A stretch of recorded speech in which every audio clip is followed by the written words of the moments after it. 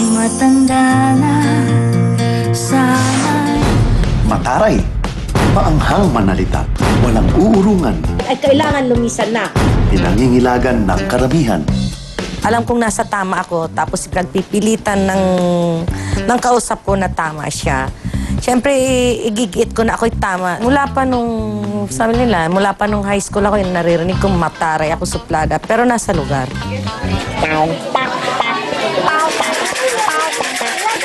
Ano ba naman yan? Araw-araw na lang ba? Ginawa niyo puro sugal? Ate, bakit ba?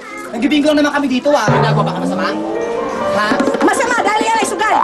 Hindi naman yun ang gusto kong maiparating sa kanila na katakutan nila ako. Kung ano yung tama, yun ang gusto kong maiparating. Kahit sa mga anak ko, kahit sa mga kapitbahay ko, sa komunidad na ginagalawan ko, at maging dito sa barangay. At welcome, Miss Rose. Thank you very much. Pinaunlakan mo kami today. Tiga saan po kayo sa Visayas? Samar. Sa Samar? Nandyan ba ang Waray? Hindi po. Waray. Waray ang salita namin. Kasi ang storya po niya ay nalaman niyang merong kabit ang kanyang mister. Tapos maya-maya nalaman mo pa na nabuntis ito. Pinatawad mo siya. No, nung time na nalaman ko yun, kinausap ko siya, sabi ko, kung maaari lang, sana wag nilang lagyan ng ebidensya yung relasyon nila. Ibig sabihin, nalaman mo na yung relasyon, hindi pa buntis yung babae. Okay. Actually kasi, kaibigang matalik ko yung babae. Kaibigang matalik? Yung naging kabit? Yes. Ayoko kasi ng iskandalo dahil sa lugar namin, bali, presidente ako ng lugar namin, asosasyon, tapos same time, port leader ako. So, iniiwasan ko yung iskandalo at ayaw ko rin yung mga anak ko makaladkad sa iskandalo. Pero ano-ano pang ibang bagay ang naglalabas ng taray mo, Rose? Bukod dun sa yung naapi na nga kayo ng mga anak. Pag kinanti yung mga anak ko. Paano? Yung anak ko hinamon ng patayan daw. Ang tanong ko sa anak ko, nakahanda ka bang makipagpatayan? Sarap na maraming tao. Pag anak kong napatay, ipalilibing ko anak ko. Pero pag anak mong napatay, ipalibing mo rin anak mo. So, ang nangyari, nung maghaharap-harap na, ayaw kasi ang sabi nung kabila, yung anak mo, papayatin mo muna para labanan ng anak ko. Sabi ng anak ko, mga bakla pala kayo, kahit dalawa sa mga anak mo, kakaya kong labanan.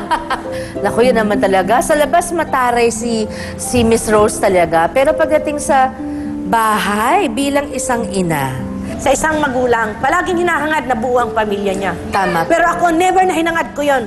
Pero darating minsan ang pagsubok, ang pagkakataon na kailangan, taguyod mo mga anak mo, kailangan iwanan mo ang asawa para mapaganda ang buhay nila. Dahil paano kung nagsasama kayo, patuloy kayo nagsasama, pero palaging nag-aaway, walang katahimikan. Yun ang nakikita ng mga bata. Baka isipin pa nila na ang pag-aasawa pala dapat lagi nag-aaway. Mali, di ba? Sa lahat ng sinabi mo, halos pareho ng pinagdaanan ko. Na wala naman talagang pumapasok sa isang marriage na iniisip mong matatapos yon, hindi ba? Pero minsan talaga hinihingi ng pagkakataon. Kaya, Rose, hangang-hanga ako sa'yo dahil pinakita mo ang iyong tatag ng loob at tapang sa harap ng mga pagsubok bilang isang babae, bilang isang ina, at bilang isang magaling na ehemplo sa trabaho mo. Kaya congratulations sa'yo, Rose. Ay, alam mo, lahat naman tayo may pagsubok, pero kaya natin yan. Kaya naman, may regalo kami para sa'yo, alam mo ba, kahit naman konti, pagdamutan mo na. Isang wellness and beauty package mula sa Marico Tokyo Clinic ang aming regalo sa'yo. Maraming salamat po. Mag-relax ka talaga. Enjoy your day of pampering. Ayan, maraming salamat, Rose. Very nice meeting you, okay? Isa pang kwento ng taray at tapang at kakaiba talaga ang taong ito. Ito po ay isang ina na talagang kilala natin bilang isang palaban. Sabi nga ng iba, monster mom daw siya. Excited tayong lahat dahil nandito na ang nag-iisa kong si Tita Annabel Rama! Tita, welcome po! Salamat po at pinagbigyan niyo ako. Long time no see. Long time no see, tita. Mabuti naisip mo ako mag-guest sa show mo, Day, no? Tita naman, alam ko may sakit pa kayo niyan. Oo nga, okay lang din. Nakita ko yung beauty mo, nawala ng sakit ko. Si Tita Annabel, tinarayan ka, ayaw mo siyang kaaway.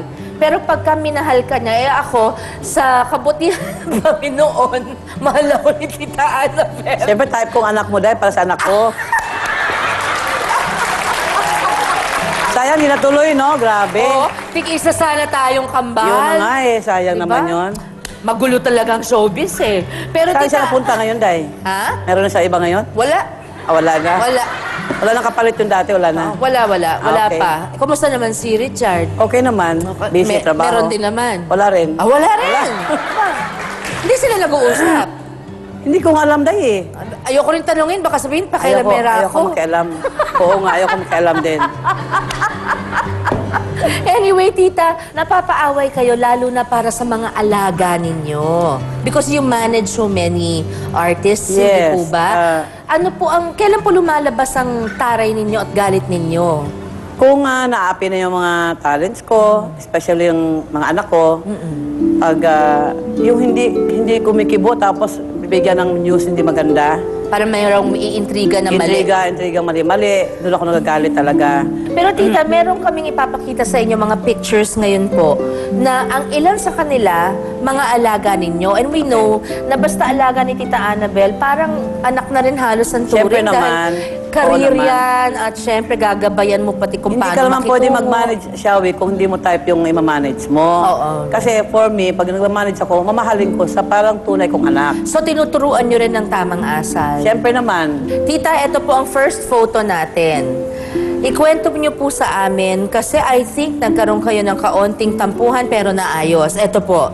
si Miriam. Miriam Kiambao. Ang bait naman si Miriam. At may kaunting tampuhan kasi ang ugali ni Miriam, alas 6 ng umaga, nagtitext na yan sa akin. Anong plano mo sa career ko, sa future ko? Pwede ba dahil matulog ka muna dyan? Hindi ko pa maisip ang career mo. Unahin ko muna yung tulog ko dahil magsisimba pa ako. Sabi ko sa kanya. Pero nag-sorry naman siya sa akin. Alas 6 na umaga. O, alas 6 umaga. Hi, good morning. English yung kanyang sasabihin sa akin, Tagalog ang sagot ko naman. Nag-sorry naman siya sa akin kasi na-blind item ko siya sa text eh. Na-blind item ko siya. Kaya nag-sorry naman siya sa akin. Alam niya siya yun. Blind item sa text. Ibang klase. Ngayon, uso na yung Twitter, di ba? Marami akong blind item sa Twitter ko. Nagpapalo ka sa akin, Shawi, di ba? Opo. O, yun pa, mabuti naman. Nagpapalo ka sa akin, ang tweet mo puro naman about Diyos.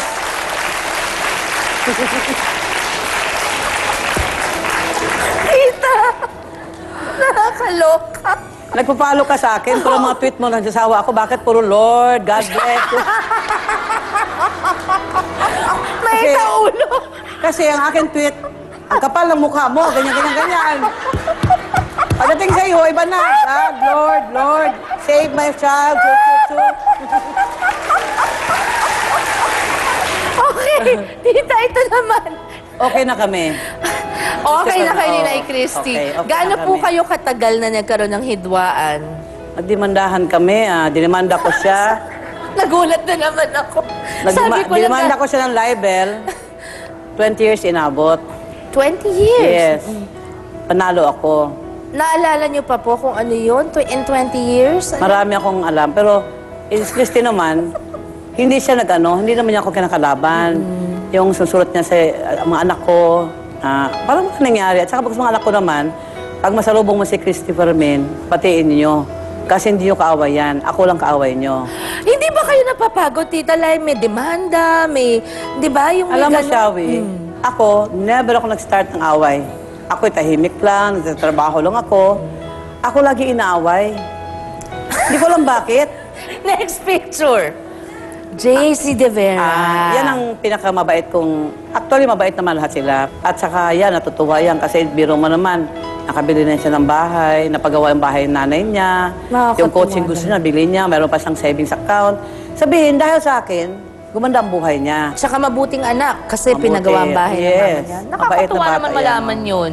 Kasi gusto ko may iba pang mati ni Idols eh. Hindi ba, no? Ano naman ang masasabi ninyo sa napakagwapong ginoong ito? Alam mo, i-deny siya doon sa sa ex-movie queen na maski daw si Eddie daw matitira sa lalaki sa buong mundo, hindi niya daw papatulan. Tapos na sila, Day. Ano ba yan? Tapos na. Ngayon, kung hindi siya naging sa aking asawa, naging swerte na pakasalan, hindi ko na kasalanan yon. Siyempre, iba yung Bisaya, Day. Bisaya iba eh. Pag isang lalaki, didikit sa isang Bisaya, talagang parang tuko na yun, Day. Oo, tuko na yun, Day. Kasi, iba mag-alaga mga Bisaya. Iba kami mag-alaga, Day. Iba. Ang feeling ko talaga, baka naman Bisaya ako, hindi ko alam. Oo nga, Day. Bisaya Diba? ka. Kasi nagtagal ang asawa sa'yo eh. Oo, totoo. Bunga nga mo, para ako rin yun. Totot, di ba? O, di ba? Pagkailangan. Kailangan. Ganun naman tayo, di ba? Ayan. Naku, tita, itutuloy po natin ang kwentuhang yan sa pagbabalik natin dito sa Sharon kasama mo kapatid. May sakali gumugulong-gulong kami. Sakali? Buntis Sa ka? Green Hills. Gumugulong kami dalawa ng babae. Ako buntis. Buntis Ate, kayo oo. kanino? Kay Rupa.